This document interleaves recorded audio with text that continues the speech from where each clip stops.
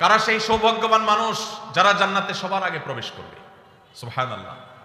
নবীজি সাল্লাল্লাহু আলাইহি সাল্লাম বলেছেন, এর মধ্যে প্রথম শ্রেণীর মানুষ হলেন শহীদ, যারা আল্লাহর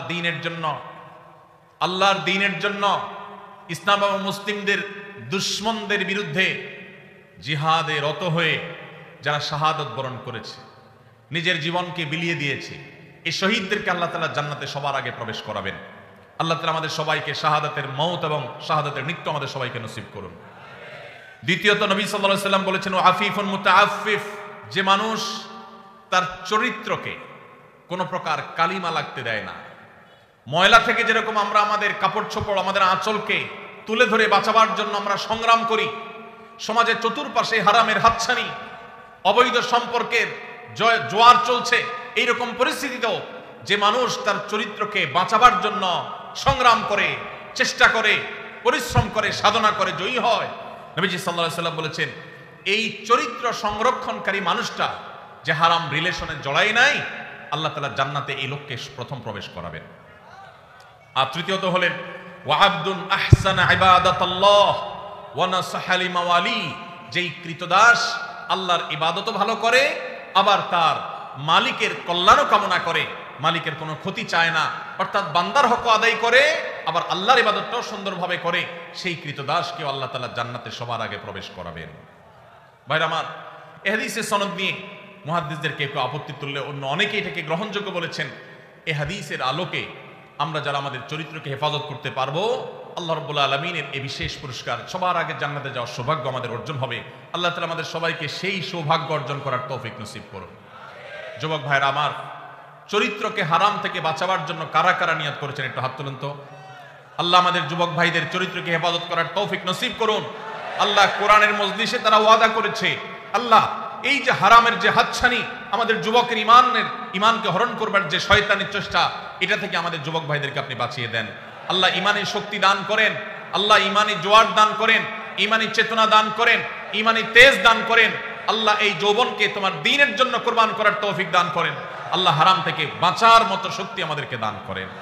ভাইরা আমার, আমরা যদি আমাদের চরিত্রকে হেফাজত করি, লাভ কি আমাদের না আল্লাহ?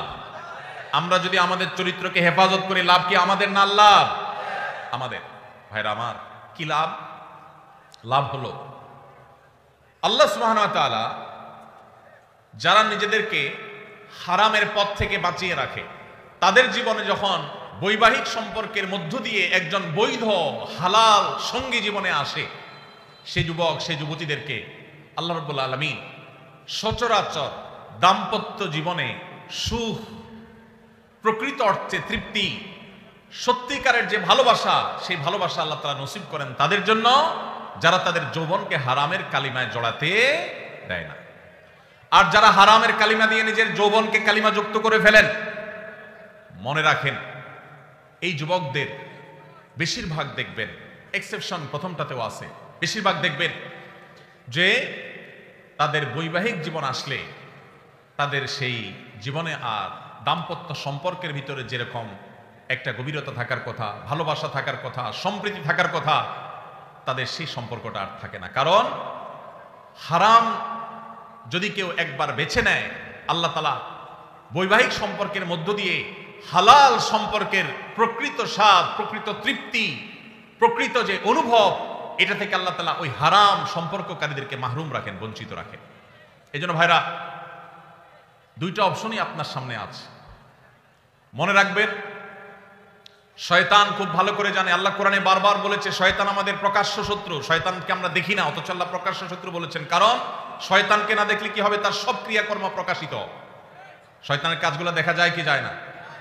এই শয়তান আমাদের যুবকদেরকে তাদের ইমানের তেজ নষ্ট করে দিতে চায়, তাদের ইমানি তেজকে ভোঁতা করে দিতে চায়, এই জন্য তাদেরকে হারাম সম্পর্কে আনতে চায়। এই জন্য ভাইরা, আমাদের চরিত্রগুলোকে আমরা হেফাজত করার সংগ্রামে জয়ী হওয়ার চেষ্টা করবো তো ইনশাআল্লাহ। ভাইরা আমার, ভ্যালেন্টাইন্স ডে এই সম্পর্কে আপনি গুগল করেন, আপনি এনসাইক্লোপিডিয়া ব্রিটানিকা সহ বিভিন্ন বিশ্বকোষগুলো খোলেন, আপনি দেখবেন যে এটা মূলত এসেছে খ্রিস্টানদের একজন ধর্মযাজক, যার নাম ছিল কি? ভ্যালেন্টাইন।